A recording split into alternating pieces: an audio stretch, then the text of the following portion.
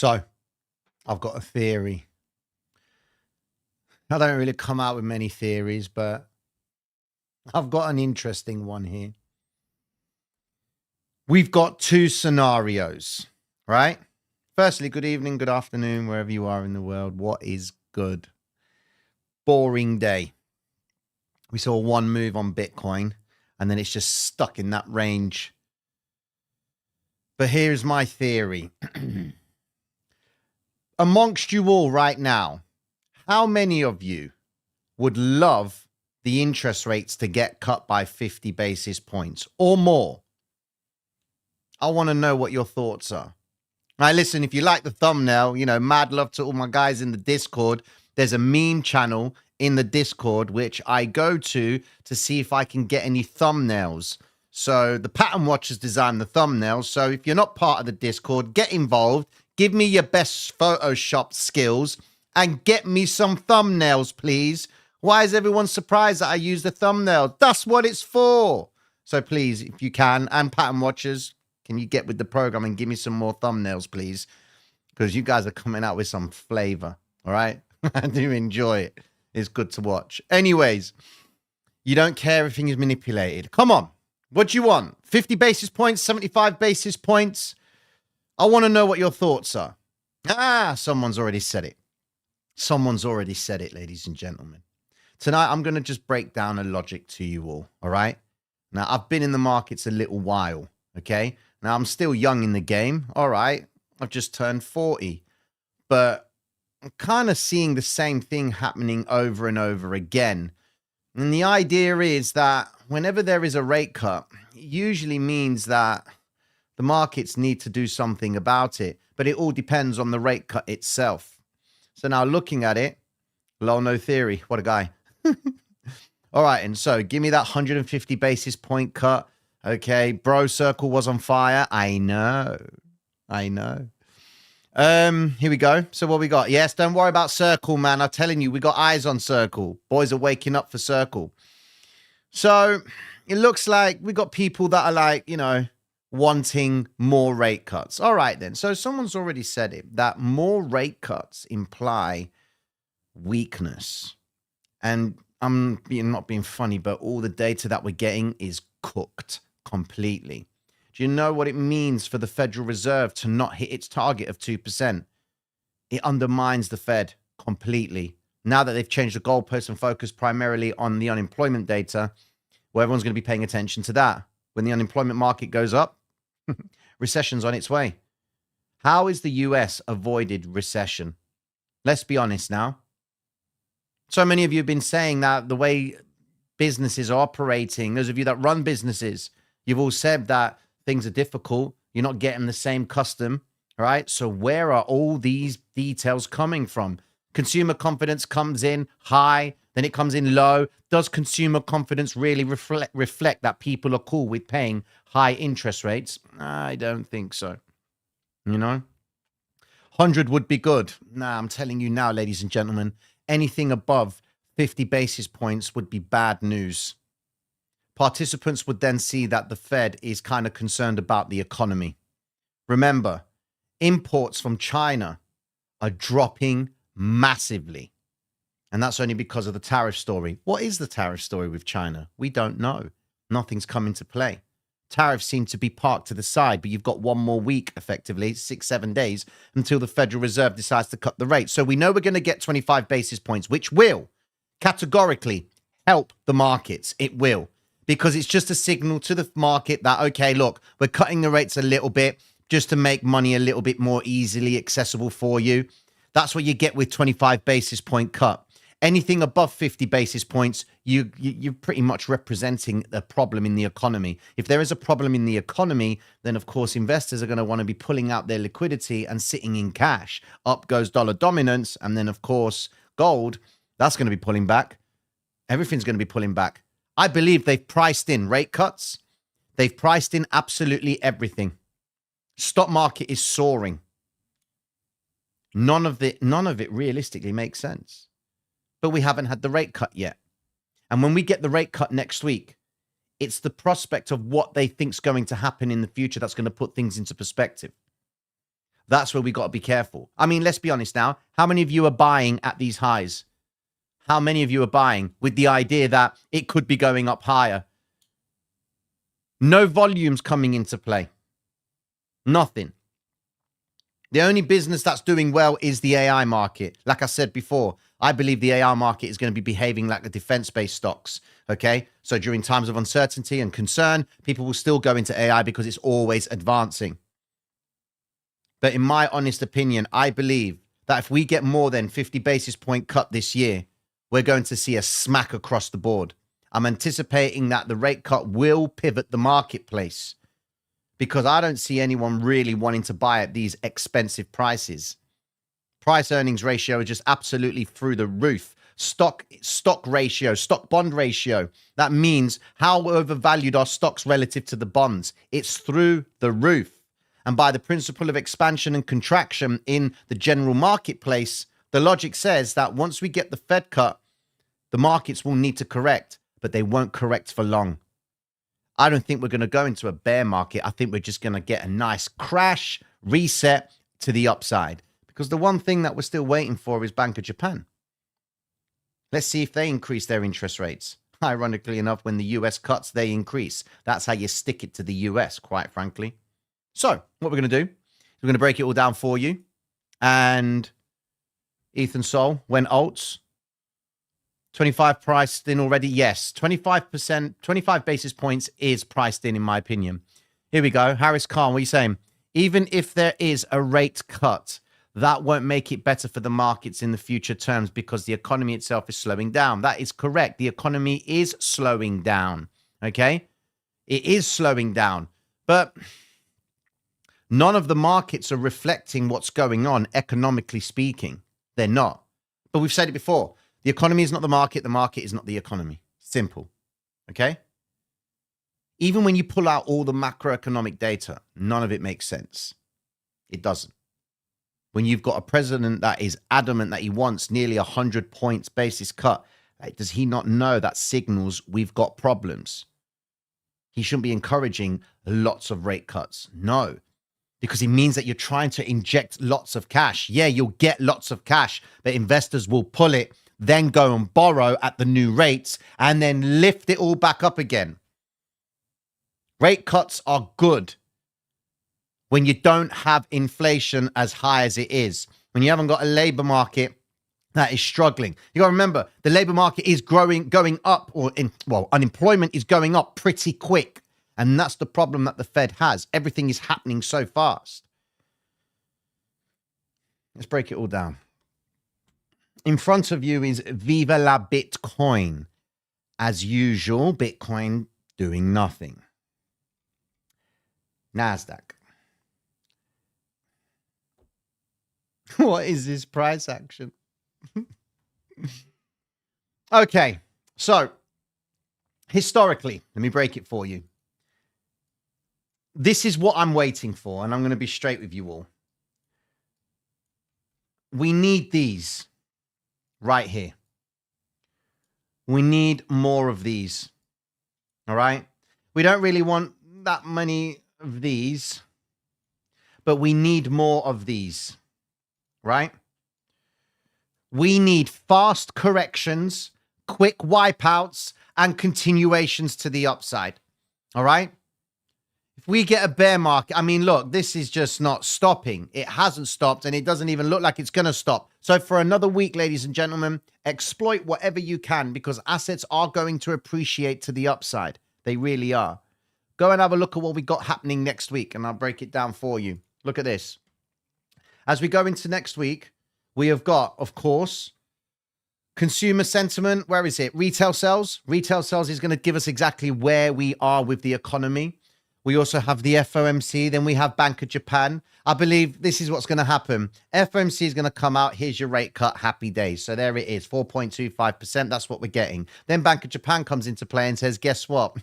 We need to increase the interest rates. The markets then wet the bed. 5th of August, ladies and gentlemen, last year. Just go and have a look at what happened. Actually, you know what? We'll show you what happened over there. 5th of August last year. Where are we? Here we go. 2024, 5th of August. That'll put us right. No, that was the tariffs. Where's August? 2024, May, August. There we go. This was 5th of August. That was the crash right there.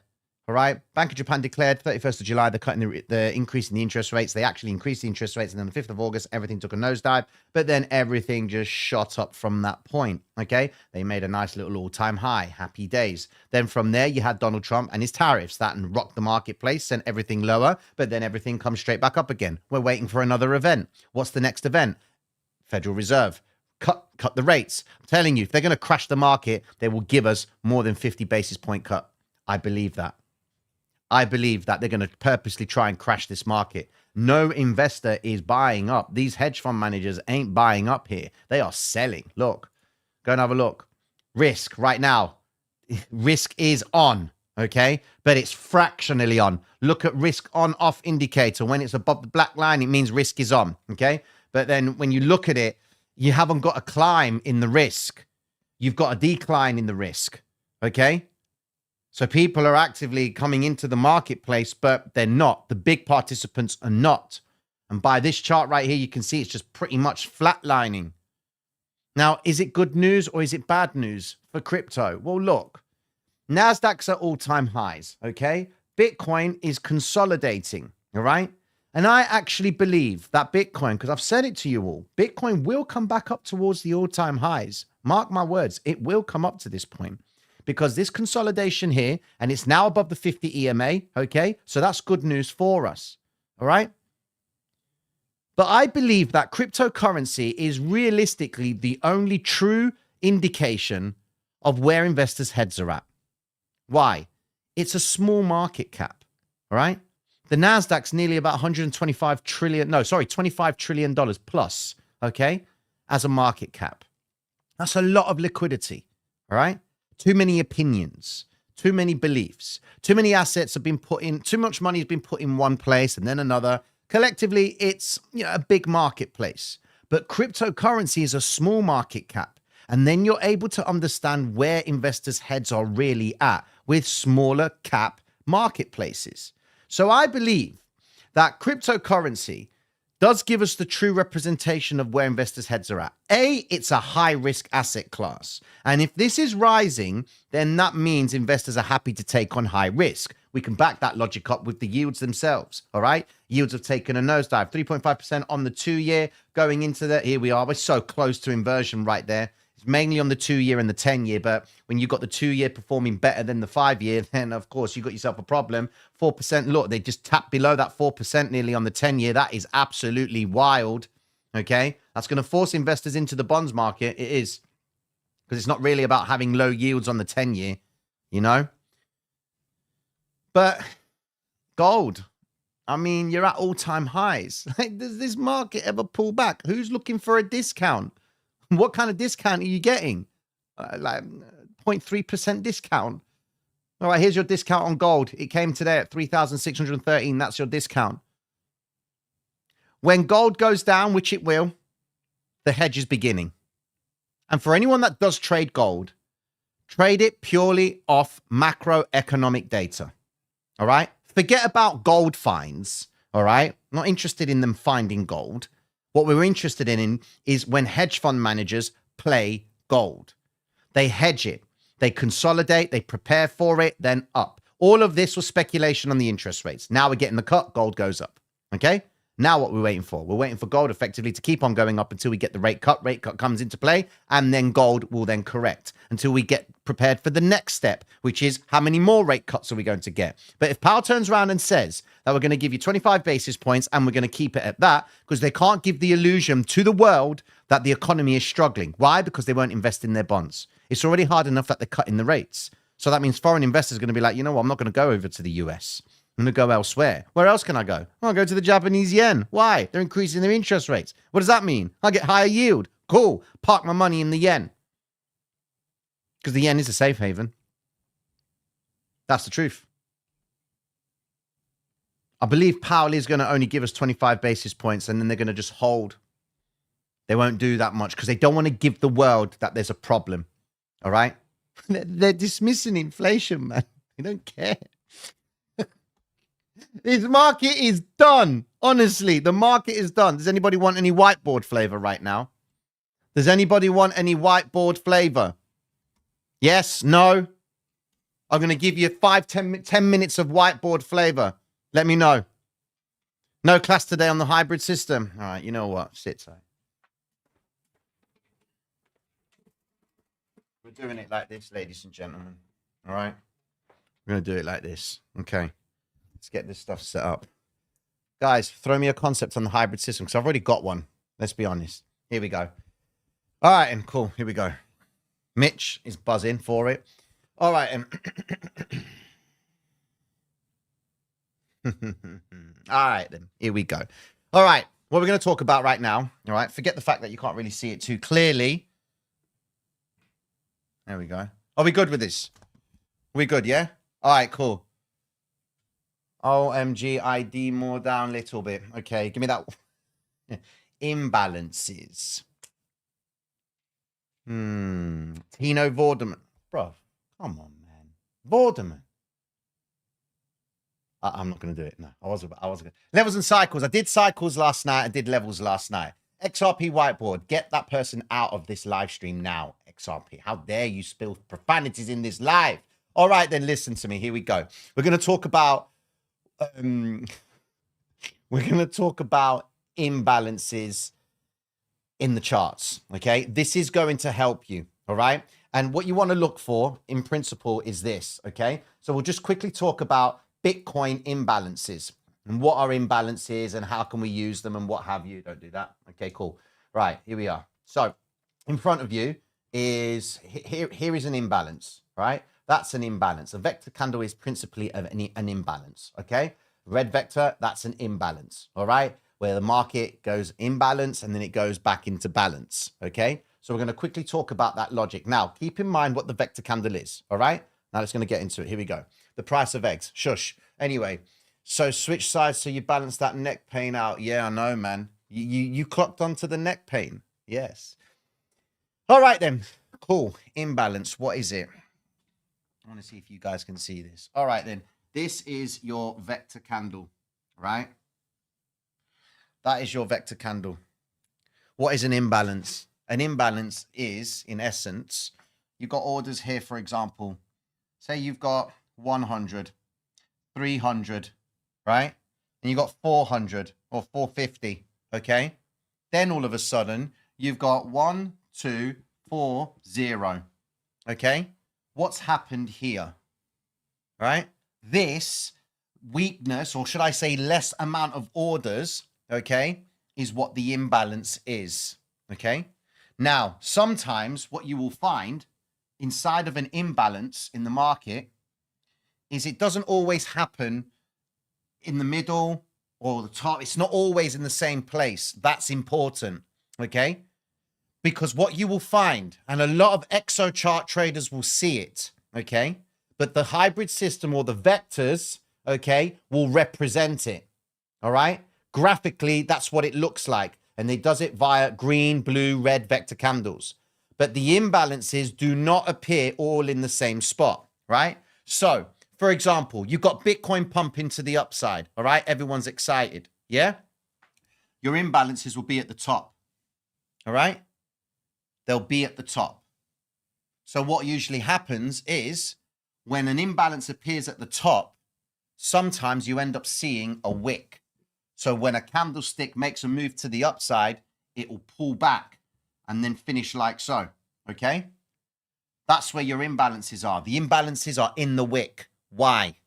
Because when you see price making a move to the upside, before the candlestick was a wick, everyone was buying at the top side of the range. So if you were to split it and look at it from the idea of order flow, okay, you'll probably see something like this. 0x12, 0x14, all right? Or 0x300, okay? And when you see this sort of thing happening at the top side of a move, go and have a look at it yourselves, all right? When you look at an imbalance, when you don't really see anyone hitting the bid up here and everyone's aggressively coming in at the top side of the move, this is a buy order at the top side of the candlestick.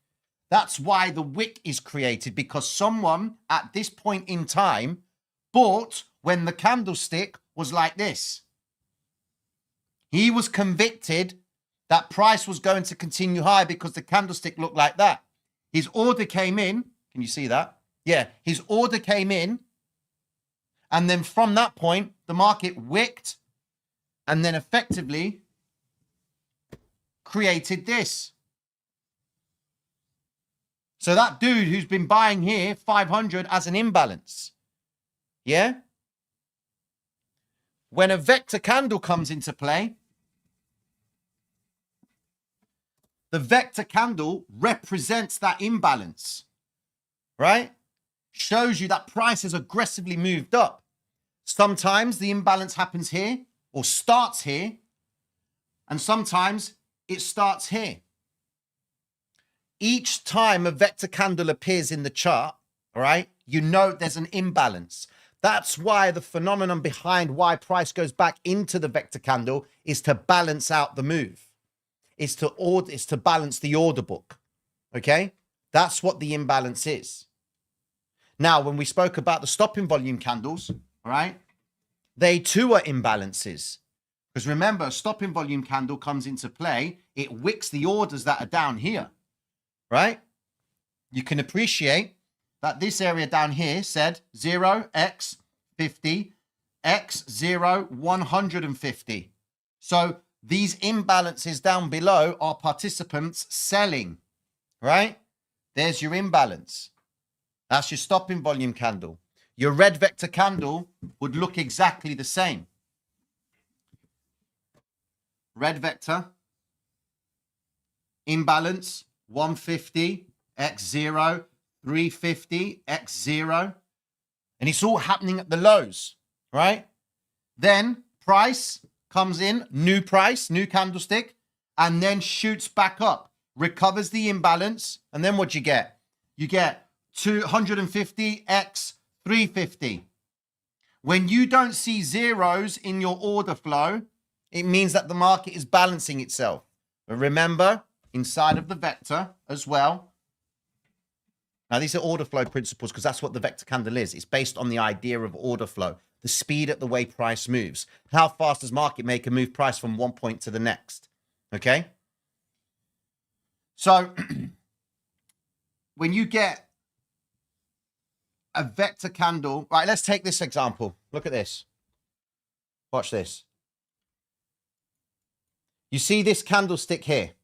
That's a vector candle, all right? When it became a vector candle, right, it started to develop the imbalance. They started to push the orders here, but the imbalance started probably halfway through it. So that means it was like this. Candlestick coming in, normal orders, yeah? 500, 200, 30, 40, 50, 70, whatever. Then all of a sudden, we see 0, 0, 0, okay? So the market's moved up. The vector candle has just been created, right? Because there's been an imbalance inside of it. The tick volume, the transactions happened at speed. The market was forced. Then we can start talking about some part. I was asked a question in the Discord about how does the market maker facilitate his role as a liquidity provider and all of that fun and games. There's something called ignition algo. It's in the CME playbook as such. And it's basically ignition algo. It's a bad thing. It's not a good thing to be done in the order book. And the CME is like, yeah, we're going to keep an eye out on things. But it happens so quick, right? They can't really monitor it. But they say to these market makers and participants, don't do it. But it happens all the time. What's ignition algo? Some of you guys may remember it off Bookmap, right? You'll sometimes see in Bookmap, right? You've got those liquidity orders and they're all present in Bookmap. Sometimes you will see that the algo in principle starts doing this jagged stuff, all right? That's ignition algo. That's them trying to force price to a specific point. Happens so quick, all right? But it's not allowed. That's what a vector candle principally is, all right? It's like it's an imbalance. When price shoots up as a vector candle, right? It's happening at speed. Price is forced to the upside. All right. Now, market makers only care about where liquidity sits. Where can they transact the most at? All right. That's why when you witness a vector candle, it's always happening at speed. And those are clues. All right. Like I said before, no one has ever said that a pump was slow. It's always fast. When you see price moving up, would you say, oh, it's pumping? You say it too quick because you've seen the candlestick moving at speed. Yeah? So when you're going to try and use or understand what an imbalance is, right? Imbalances are the clue to tell you what is likely to happen next. So imagine this. You've got a level, right? Now, price has been making a move to the upside. It's been moving up, moving up, moving up. Then all of a sudden, you see this big green vector candle break through this level. Visually, you look at it and you think, yeah, baby, that is a pump. Cool. But you know now that the vector has imbalances inside of it somewhere. You don't know where, but you know that there are imbalances because that's what a vector candle is. It's a movement that happens at speed, right? So the logic says that you can anticipate that at some point price is going to correct from that move. It's going to come back and recover it to fill these imbalances, right? So it's just taking out this key level. Breakout traders are like, yeah, baby, to the moon. The imbalance has just been set. The next candle does what? Comes straight back down. Principally, right? Example. What's this? What do you think that is? Blue vector candle breaks the Asian session high. What happens next? It drops down. Yeah? Because if you look, you can see that that is an area of interest. Okay? So there are orders up there, right? People have been placing orders. So they've been buying as price has been going up. And as it goes up, everyone is committed. And then what happens? The next candle comes in and rips back down into the imbalances, takes out the stops. Then the market's balanced and then continues up. Why do you think this area here, okay, has seen price recover from it? Because that is the midpoint of the vector, because the vector candle does not, it becomes a vector, the vector candle, sorry. It starts off as a normal candlestick. It becomes the vector. So you assume that as the candlestick's going up, that's when it turns to become a vector candle. All right? Does that make sense, ladies and gentlemen? Why are you talking about it? But aren't the MM supposed to just facilitate order fulfillment and not drive the market? My friend, market makers' goal is to facilitate. That's their obligation. But that's not just it. They're not going to be handing out their money. They're representatives of, maybe, conglomerates, right? You know what a conglomerate is? It's lots of money, various companies. They're all pulled together, okay? They represent those guys. They put those guys' money to work. And as market makers, they provide liquidity. They got to make sure that you can buy and you can sell. And, you know, if they just facilitate the market, right? If they weren't there and they focused on their own business, we wouldn't be able to trade with leverage. They are kind enough to give us leverage because our pockets will never line up to their pockets. If they want to dump 5,000 contracts, right? They can't do it in one instance. They got to find thousands and thousands of players like ourselves, where if I want to use one contract, they'll take that contract from me. That takes their contract balance down to 4,999. Someone else comes along and takes 10 contracts. Bang, okay, I'll take that. Brings it down, 4,898, whatever it is, okay? So the more people that are participating, the more the market maker can get his orders filled without rocking the marketplace. Because his goal is to make sure that you, as the retail trader, are satisfied with the order flow. You know, the consistency of being able to open a trade or not. That's why you sometimes see exchanges, like, you know, different named exchanges. No one really knows about them, where they have wicks all over the place because it's illiquid. For example, meme coins. They're very illiquid because they've got low market caps, okay? But the market maker's objective is to make sure that you're happy with your sell, you're happy with your buy. At the same time, he's going to profit from the spread. At the same time, he's going to put his money to work. All right. But you've got to remember, market maker is up against other market makers. They're all in it. That's why this game is so messed up. They're all out for each other. And it's whoever can move price, not necessarily move it, but who can induce the liquidity. When you see sweeps to the upside, it's inducement. It's engineering liquidity. Because when you see price break out, what do? You buy it. And you're solidified, right? That's why you see a vector candle breaking up and then down. Every single one of you, right, need to be selling. So if you're in a move to the upside, right? Say price is consolidating like this, okay? And then it shoots up, right? And you got yourself a vector candle. You are long here and the vector finishes up there, right? Think about it like this. Your long from here might have started for someone else up here, okay? He's now in profit at this point. You're in profit from here, okay? Why do you think that's a good time to sell? Because he's got his stops just a little bit below that point. That's why whenever I'm in a trade and I see a vector candle, that's my cue to get out. I have to get out because it can go up in my favor. I've got myself some profit, but it can equally be the start of the next move down because the vector is a way to engineer liquidity to a specific point to trap commitment up here. Remember the imbalances, 0x50, 0x100. All the people are buying up here, okay? The next candle comes in and they recover the vector candle. Does that make sense? I hope it does.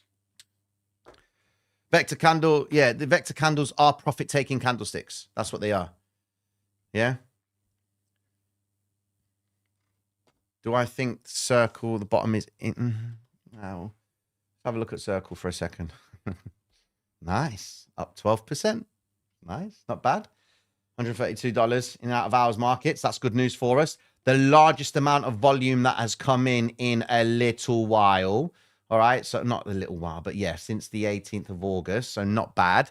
And it is above its average. So we can't complain about that. Quickly go over to the weekly, have a look at where we are. Yep. No, that's fine. No more funds are buying it. Yet, of course, but that's pretty much it. Tino is the type of guy to obey traffic laws in Grand Theft Auto. Bro, that's relaxing though. How many of you get the BMX and just ride it? Come on, man. Surely you guys just sit back and just get on that BMX and go. I do. How about Oracle stock, Tino?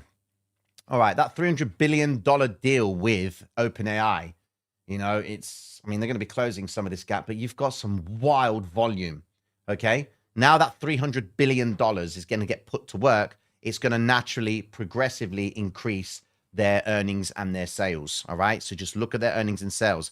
Quarter on quarter, it has been accelerating. And I've said this before, when you see a stock's earnings or quarterly earnings that are showing signs of acceleration, you might want to get onto the bandwagon with it, okay? Look, quarter end February 2025, okay? 4% on earnings, 6% on sales. May 31st, 4% on earnings, 11% on sales, okay? And then 6% on earnings and 12% on sales. You've got acceleration. Doesn't look like it's much, but you've got acceleration, and look at that accumulation right there. It's wild. But the problem we've got, guys, is the stock market is not going up because of lots of stocks. It's just one industry. That's a problem. It needs to be all sorts. I mean, small caps did make a bit of an advancement, around 1.8% collectively, but small caps going up is not a good sign. Why? Because small caps is going to be short term. You want big caps. The big cap ones are the ones with the bigger liquidity. That means there's more commitment. That means they plan to hold it for longer periods of time. Value-based stocks as well. We're not really seeing that now, are we? You know? So that's something that you've got to take into consideration. Right, you've said this several times.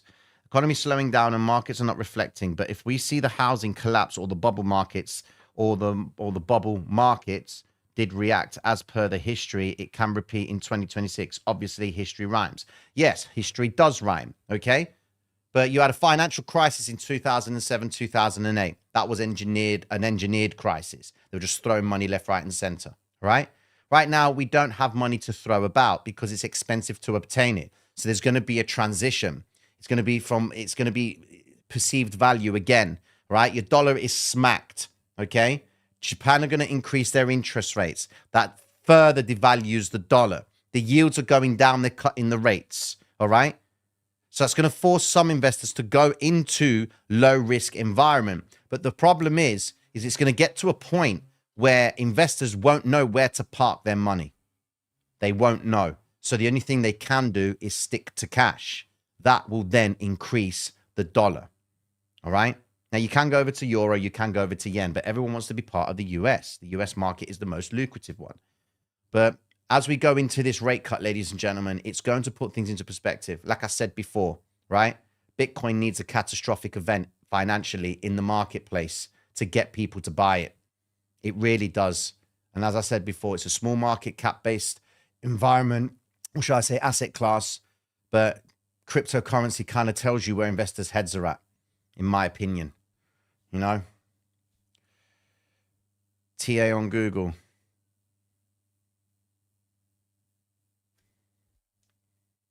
Can we get a matte coating for your head, please?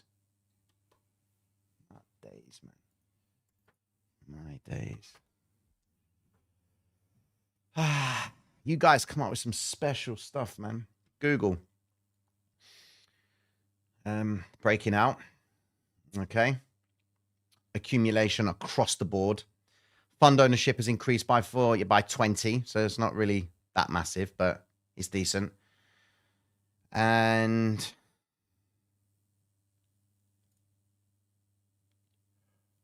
volume's there. Volume is massive on Google, and it's got good strength as well. It's coming into play as it's making highs. But I've said this before. Your NASDAQ today is the first day in a little while that we've had volume above average. That is good news. That's good news. We need that, but we're going into rate cuts, so they're going to want to sell as much liquidity as they can, all right? They're going to want to sell it, and that's what they do. Smart money, dumb money concept says it. Where is it? All right, seasonality-wise, where should we be? Right now, we are day 11, so we should have finished positive. Over a 30-year period, all right, that's what this is. Over a 30-year period, day 11 in September, we should be finishing positive. We've finished positive. Average return 0.22%. Let's go and have a look at where the Nasdaq finished and the S&P overall. 0.72%. What a guy. That is brilliant. Oh my days. Anyways, back to Bitcoin. Let's have a look what Bitcoin's doing. Getting ready to pull some very interesting flavor, ladies and gentlemen. So, I would not be licking the... Right, I'm not going to be reading that. Okay. Open interest on Google is at all-time highs. Every time it was high, it crashes. Of course it does. Open interest is always going to be crashing when it's always high because people are borrowing that money. That's the thing you got to understand. Open interest is money being borrowed. Okay.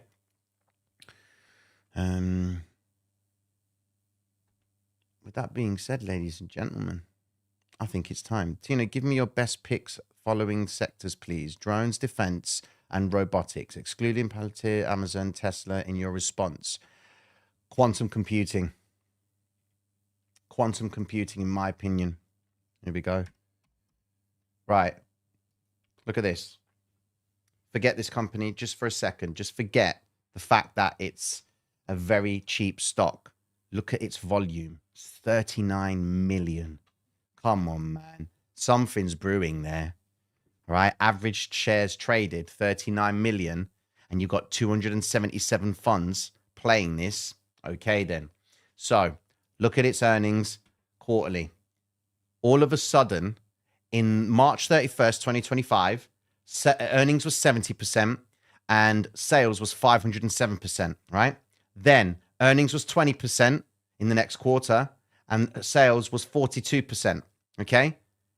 For me, any quantum-based quantum-based stock, is the future. It is. You're looking at your potential trillion-dollar market caps coming into play with quantum computer-based stocks. That, in my opinion, is what I think everything is going now. It's all going to be quantum computer. I don't care what it can do, if it can crack Bitcoin's code and what have you. That's not what I'm interested in. It's how it's going to be used. Okay? Quantum, QBTS, right? You've got other companies, Ionic or something like that, okay? So it develops trapped ion quantum computers for the purpose of commercial, industrial, and academic applications. $13 billion, $47. Go and have a look at its stats. Here we go. So stats are all over the spot, but fundamentally, we look at its... When these guys start making money, I mean, look, research and development, 317%. All right, that's most of where their money is going. But 418 funds play this. 28% of funds hold the stock. So 28% of the stock is held by fund owners. Okay, these things are just brewing, right? Quantum based. Here we go. Logitech, obviously, you know Logitech and all that. Okay, so that's doing well. What is it? Swiss manufacturer of personal peripherals and computer and other digital platforms. And then we got Livono and all that, IonQ and Dell Tech. Yeah. So it's all part of that quantum computer-based environment. All right. That for me is where I think everything's going. That's my logic right there, in my opinion. You know, when you said about vector candles, what time frame is best to look at those vectors? It doesn't matter, because the imbalance is still the same. All right. You'll get imbalances on 1 minute time frame, any time frame you want. Go into it right now. You can see. Okay. So let's just go to the 1 minute time frame. We got any vector candles right here? Yes, more than likely. There you go. There's an imbalance right there. That's an imbalance vector. That's a vector. Look at the imbalance there. Okay. Just this alone, the makeup of it. Price opens up and then it just sinks to the downside. Stopping volume candle comes into play. It reverses. Comes down, another stopping volume candle. What happens? W formation, all right? Rise, retrace, continuation up. It's a small play, all right? But it's there. It does it all the time. Close on your vector. Look at that. If you did it, what did we just talk about?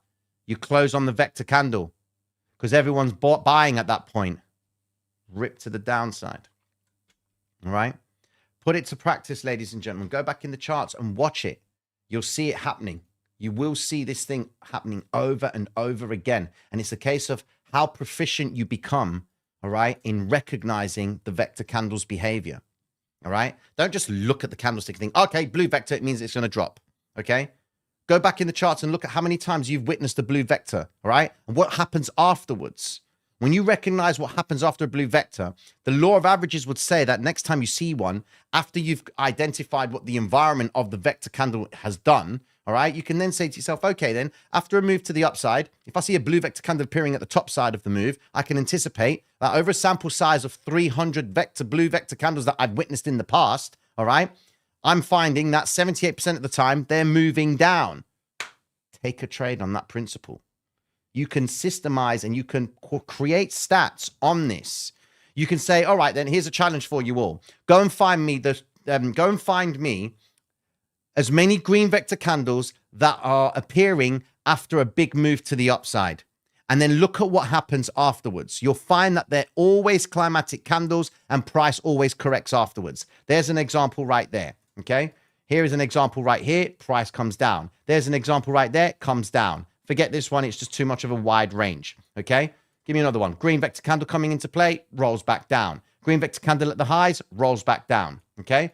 Give you another one. Green vector candle at the high, sweep the previous range, down she goes. What else we got? Let's go and have a look again. Give me another vector candle. All right. Blue vector candles. Okay. Same thing. Blue vectors at the highs, roll back down again. All right. Give me another one. Give me another one. Give me another one. Not so much that one. It's like the one we just spoke about. Here we go. Blue vector candle at the highs. Roll back down again. Okay, cool. You got to take into consideration the environment that it's coming from. See, this blue vector candle wouldn't mean that prices are going to go down. Why? Because if you look left, they haven't taken out the previous liquidity over here. They then sweep that liquidity. Breakout traders come into play with that. Then it continues higher. Breakout traders are even more convinced that it's going to go higher. It goes higher. Blue vector candle comes in and then they rip it back down again. And they come back into that same zone that everybody went long from on the breakout of that structure right there. So it's about how you expose yourself to the variations of vectors, all right? Because that's what this system's all about. I can prove to you that the vector candle will appear at this point, after this point, and then you've just got to go back in the charts and try and find that and train your eyes to recognize it. And then when it comes to the future, because you are trading the hard right, this is what you're trading. Forget this hindsight shit. You are trading you're trading the void, all right? You've got to make sense of it. And that's why it's deemed as the hardest, easiest way to make money. With that being said, ladies and gentlemen, I've got some updates to do. So I'll be tuning into you all tomorrow morning. Mad love and respect. And I'll be speaking to you then. These exits are just terrible for me. I don't know why I mess them up so much. But anyways. Your vector math is 150%, 200%. Why those numbers? Is there a use case for coding in more PVSRA percentages? It's based on it's tick volume. Okay. That's what the criteria was. It was 150%, which is above average. And then you got 200% is way above average. Okay. That's literally 200% is climatic volume. All right. But to quantify it, you got to base it off ticks. Okay. An easier way is to understand the imbalance, because that's what they are. Tick charts will give you, tick volumes will tell you, in my opinion. But many people have tried to quantify it in that sense, but it hasn't worked out. Anyways, listen, mad love and respect, and I'll be tuning to you all tomorrow. Peace.